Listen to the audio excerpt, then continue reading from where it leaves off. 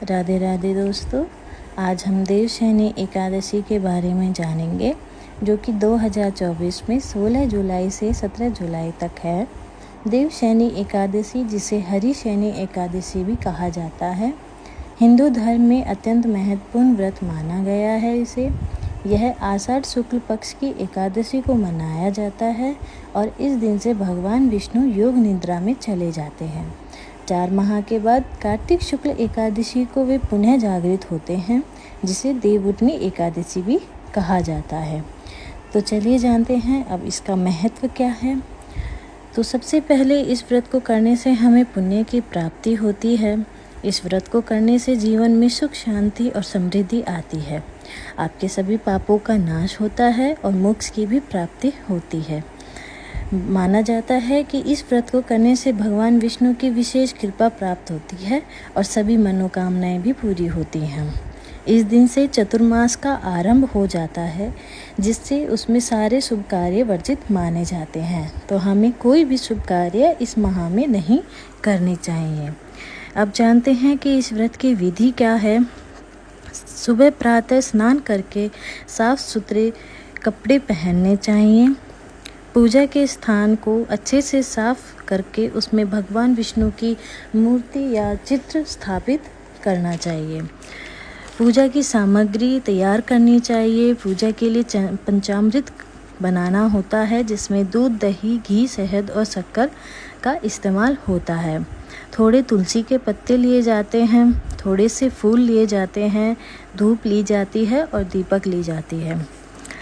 फिर भगवान विष्णु का पंचामृत से अभिषेक करना चाहिए। उसके बाद गंगा जल से, या फिर यदि आपके पास गंगा जल नहीं है तो आप साफ सादा पानी से भी उन्हें स्नान करवा सकते हैं। फिर उन्हें थोड़े से फूल चढ़ाइए, तुलसी के पत्ते चढ़ाने हैं। तो उसके बाद धूप दीपक लगाकर उनकी पूजा करनी है। पूजा के बाद सहस्त्र नाम पाठ का आपको पाठ करना है। फिर आप विष्णु मंत्रों का भी जाप करना है। देवशयनी एकादशी व्रत की कथा का पाठ कर सकते हैं या सुन सकते हैं। उसके बाद पूजा के अंत में भगवान विष्णु की आरती करनी है और प्रसाद का वितरण करना है। अब जानते हैं कि व्रत का पालन कैसे करना है। तो आप निराहार या फलाहार रह के फलों में आप दूध, दही ग्रहण कर सकते हैं। यदि आप फलाहार नहीं ले सकते तो आप सात्विक भोजन कर सकते हैं, जिसमें अनाज, दाल, मसाले, लहसुन, प्याज आदि का प्रयोग नहीं करना है। व्रत के दिन संयम रखना है, ईर्ष्या और अहंकार से बचना है। दिन भर भगवान विष्णु का ध्यान भी करना है और भजन कीर्तन में आप अपना समय व्यतीत करें तो ज़्यादा अच्छा होगा। अब जानते हैं व्रत का समापन कैसे करें। व्रत का समापन द्वादशी तिथि को किया जाता है, यानी कि अगले दिन किया जाता है। इस दिन प्रातः स्नान कर पूजा करें और भगवान विष्णु को भोग अर्पित करें।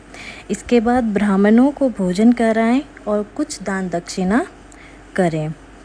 व्रत का पारण करें, यानी कि आप अपने व्रत की पूजा वगैरह करके उसका पारण करें और फिर अपना भोजन ग्रहण करें। देवशयनी एकादशी का हमारे जीवन में बहुत ही बड़ा महत्व है।